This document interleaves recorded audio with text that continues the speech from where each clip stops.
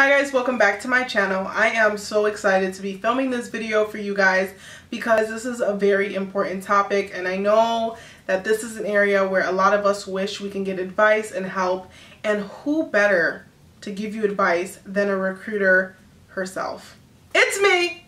I'm a recruiter. Alright. Cool. So a lot of you know that recently I have been blessed with a new job as a recruiter. My entire day really is just looking on Indeed for 7+ hours a day and then calling people, interviewing, and kind of deciding yes or no on a candidate. So while at this job, I'm like, look, there are too many mistakes, common mistakes that I'm running into, that I feel like I want to let you guys know, look, if you avoid this, you can get noticed, okay?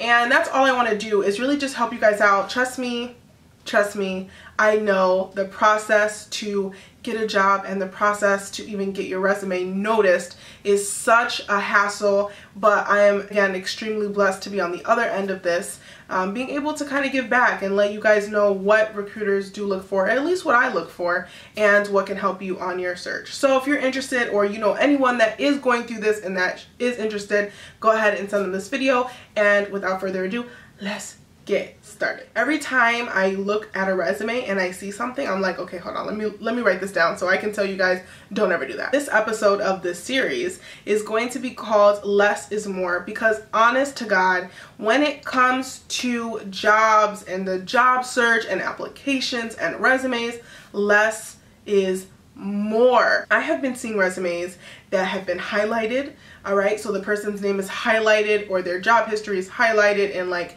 yellow or bright pink, or don't ever highlight. Just don't do it, okay? Don't do it. I know sometimes people are like, well, I just want you to see this. Well, we see it.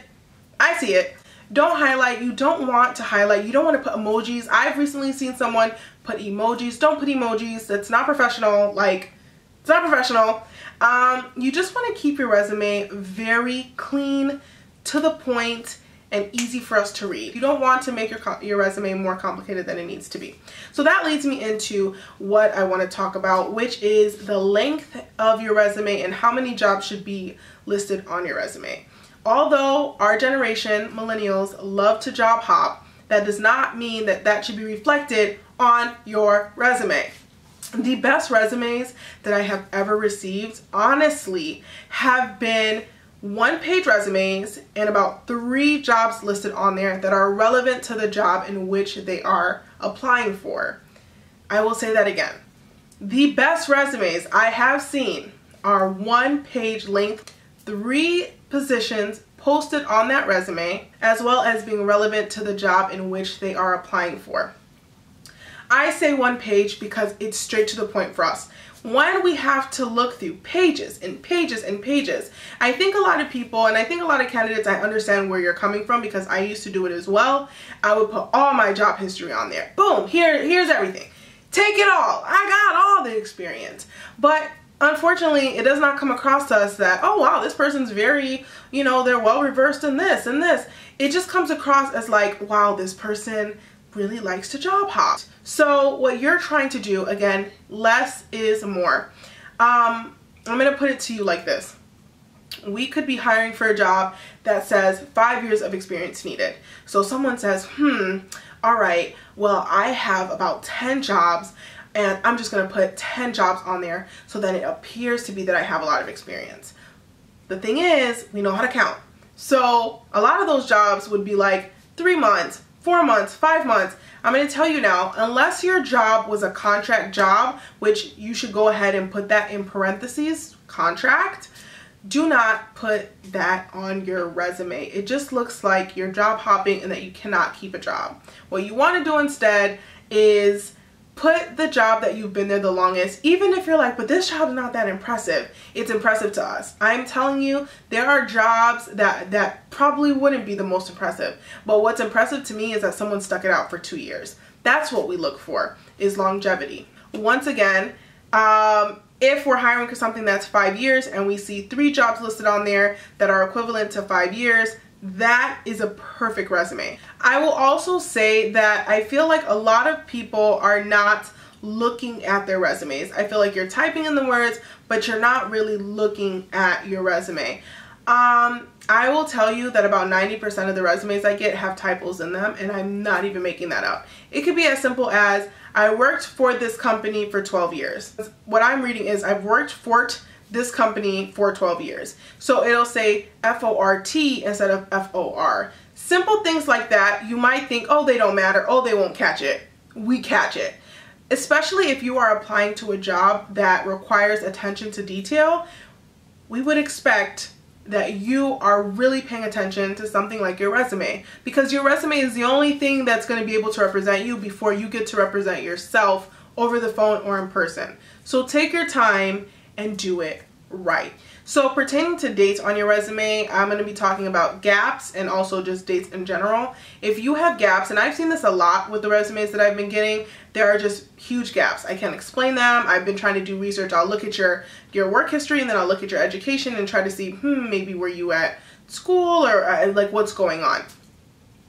I will say that even putting in a cover letter, all right, doing your work and putting in a cover letter that explains, you know, this is why this gap happens. I was doing school, or I actually moved out of the country, or I was taking care of something personal. Like, even if you were to put that in a cover letter, that at least explains it to us. Obviously, life happens. We just want to be able to connect the dots.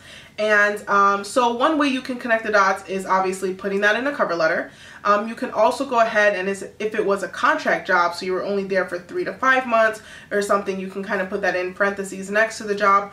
But I would say if you have gaps in your employment, I would write that somewhere. I wouldn't write out like, was sick, boom, like, but just make it professional. You know, write up a nice cover letter. There's definitely a lot of templates that you can find online that you can go ahead and say, pertaining to the gap in job employment listed below, here is the reason why it happened, and this is how I was able to regain employment. Also, dates where I've been seeing people do like 2017 to 2018. Don't do that. Don't give me years. When I see someone put 2018 to 2019, it just makes me think you were there for what, December 2018 to January 2019. It could have been a month, it could have been a week, I don't know. And I know that's probably why some people are doing that, but don't try to be sneaky. Don't try to, you know, outsmart anyone. Just be honest. If that's the case, you also might want to think about, okay, should I even put this on here? Because again, you want it to show that you've been at places long enough. Those are some of the things that can help narrow down your resume too. Like I said, choose 3 jobs. So you can take that off. If you're trying to think, which job should I delete? That could probably be one of them. Put the months and the year. If you're feeling kind of weird about it, then that's probably a good indicator. Just take it off. So today I was on a phone interview, and I asked the question, what is one positive and negative attribute that your current or previous employer would tell us that you possess? And the person told us the positive and said, and when it comes to negative, I don't have one. I said, okay, if you don't have one professionally, do you have one personally? I don't have one. That is something you do not want to say. A recruiter or a hiring manager 90% of the time will ask you what is a quality that you have that you can improve on, or something around those lines. And you never, ever, ever want to say, I don't have one. Like, that's not genuine. Every single person on this planet has an area of their professional and personal life that they can improve on. You being open to an employer and saying what that is lets us know not only are you in tune with areas in your life that you can improve on, but you're also willing to fix that. If you're never going to acknowledge places in your life and work history that you want to improve on, you will never be the best at what you do. We all have room for improvement. So never, ever, ever tell an employer, I can't really think of one, because that's just a straight up lie.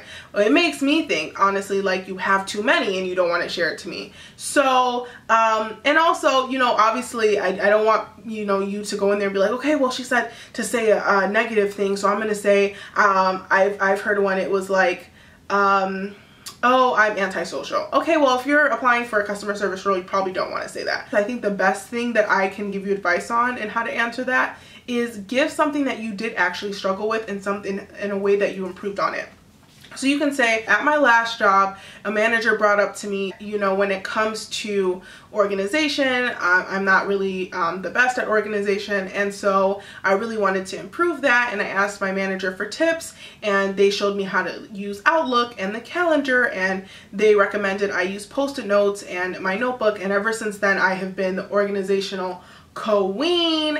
And you know, and I'm just so thankful, honestly, for that honest feedback that my manager gave me, because I was able to improve. And now, like, I can tell you different functions on Outlook for organization and all types of things. So I think that's something that they would have told you, but that's something that I've made a point on to improve. Honestly, that sounds amazing. That makes me think you've gotten constructive criticism, you fought to change it, and now you've improved. And that's an area that you would probably excel on when you come over to our place of employment, right? So you just always want to answer that question and think about it. Again, you're watching this video to get tips. This is a great time to think about an actual one. I think it's easier to think about something that's actually happened in your life and something that you've improved on. That's the way I know a lot of people get scared. You're like, I don't want to tell the employer anything bad about me. And you don't. You can tell them something that someone has told you to improve on, and then you can tell them in the same sentence how you did improve on it. So in the same sentence, you actually turned a negative into a positive. We are going to go into some really cool stuff. I'm going to show you really quickly just different functions on Indeed. If you're not familiar with it, it's where I found 95% of my jobs, to be honest with you. And I will also show you a place where you can get the most professional looking resumes ever. Like, this website has the most professional looking resumes for like $1. Like, all you do is pay your $1 and you're good to go. And I will also show you a website where you can get resumes for free. All right, so let's go into that. Okay, so what we're first gonna do, again, I'm just gonna show you really quickly my favorite site, which is Indeed. I'm sure a lot of you have heard of it. If you have not, no worries. We're just gonna go over it really quickly. So let's say you're looking for a customer service role. You're just gonna wanna type in here, customer service, and where you're located, and then press find jobs. You can sign in, and so then it would already have your resume saved for you, or you can go ahead and upload your resume. If you want me to go more in depth on Indeed, since I look at it from the employer side, let me know and I can do a video on that too. But you can just sort it by different things: the salary that you're looking for, the job type, full-time, part-time, commission, whatever it may be, locations in which you're looking in, different companies, and experience level. I think the most important one that I always do is experience level. You want to make sure, especially if you want to get into a position that you don't have the most experience for, you can type in entry, you could hit entry level, and it'll sort all the customer service roles that are entry level here for you. So like here, I'm just making something up. This says entry level. You can click apply now. Type in your name, your email, your phone number, choose your resume, which should be saved somewhere on your computer, and then down here you can press continue, and then it'll take you to complete. And that's it. Very easy. Or you can actually go in and apply for jobs. See, a lot of these actually entry level jobs are all quick applies, and quick apply is just apply instantly. Okay. The next thing I want to talk to you guys about is Etsy. Etsy is where you are going to find the most amazing resumes for super, super cheap, or whatever you'd like. But these are some professional looking resumes. I know sometimes people don't know where to find resumes, how to make a resume. I got you. When you get on Etsy, you're just going to want to type in resume template. And what this is going to do is take you to this glorious page right here, where you can get all the most amazing professional looking resumes that you've ever dreamed of. You can also edit your criteria here. What I'm going to do is just click here to under $10. We're on a budget, let's do it like that. And I'm going to show you, look at this, $4. I found one the other day for $1. $1 resume. I'm not even lying to you. Look at this. And again, this is what I was talking to you guys about. What are we looking at here? I'm just going to open this up a little bit. How many jobs is listed on this resume? 3. We have 3 jobs, 1 page link. This is the most, like, when I see a resume like this, it's honestly like Christmas. I'm like, yes, let's go, let's move forward. Just got your name. You want to just write a little introduction, and then about 3 to 4 jobs. You can have room here to write your awards or certifications or any trainings that you partaked in, your education, and really nice area to put your contact. Or in cases that, let's say your education is the most recent experience you've had and not so much professional experience, you're going to want to move your education up to where skills is, so that our eyes can kind of go directly towards that. You don't want to push it down here unless this was it's not as relevant anymore. So if again your work history is not as strong as your educational history, you can move education up to where skills is, and then definitely move skills down to where education is. That's just more important. Okay, so again, we have 3 jobs listed and just 1 page length. All right, if you guys honestly do not want to spend any money at all, then I got you. You want to go and head over to Google. This is what I have been using up until last year for my resume. It's quick and easy and free. Also, side note, someone asked me, do emails matter? Some people don't care about emails. I definitely don't want you applying to jobs that are like with the email that says like shorty bad 25. Nope, no. Okay, we're just not doing it. All right, Miss Thickums 32. We're not doing it. We are not doing it. So what you should do is play around with your first and last name or whatever you like, and then use a Gmail account. So Gmail is really quick and really easy, and it also has the tool that I'm telling you about. Okay. And I think also if your most recent experience is in school, then employers do like to see .edu as well. So you can either use your school email address or go ahead and create a Gmail account. All right, so when you get on Gmail, it's just going to look like this. You're just going to want to hit this right here. You're going to want to go down to your Google Drive. Then you're going to go to New. You're going to go to Google Docs. You're not going to select Google Docs. You're just going to hover over it. Go here to this arrow and then go down to Form or From a Template. From a Template. I don't know why I'm not being able to talk.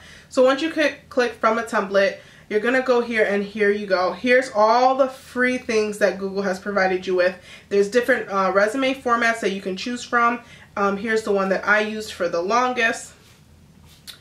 And here it is. So you can edit it however you like. Just gonna make this up. Let's go with Jane Doe. Company, let's say Google, since we're using Google Docs. Location, let's say Dallas. Oh my God, can I type? Let's say Dallas, Texas. Job title, let's just say YouTuber. Okay, the months we can put in here, March, and we're gonna edit 2019 to present. Just put what you did, and then yeah, you can edit this again. Look at this. This already even tells you 3 jobs. Education, I would kind of put somewhere over here. You can edit projects, languages. A lot companies do love to see if you're bilingual. So if you are bilingual, make sure to list you're bilingual, because that is definitely a plus. And the awards that you've gotten. And then when you're done, honestly, with this and filling out all of this, you go over to File, Download as PDF document. I personally love when documents are in PDF. I think Indeed requires it to be a Word document, but if that's the case, you just go to download and then do Microsoft Word. And then here we have our resume. All right, that's how it looks, and you could just save it to your computer and you're all done. So your name, you can change the font, you can change the colors, you can do whatever you like. I just did it really quickly, and that's how it looks. 1 page length, and you're all done. Really clean, really simple. So there should be no reason why you guys have resumes that are not looking crisp and to the point. I showed you a way to get one for free and also to pay as little as $1 for it to look amazing. Go ahead and make sure you subscribe, because I will be coming out with so many more videos pertaining to this topic. If you know someone that is struggling in this area, go ahead and send them this video. I know they would appreciate it. Add me on Instagram. I would love to connect with you and answer any questions that you guys do have. But I do want to wish you guys the best of luck. Again, I know the process is difficult and can be challenging, but you got it. There is nothing that you guys honestly cannot accomplish. All right, guys? So again, good luck. Until next time, bye, guys.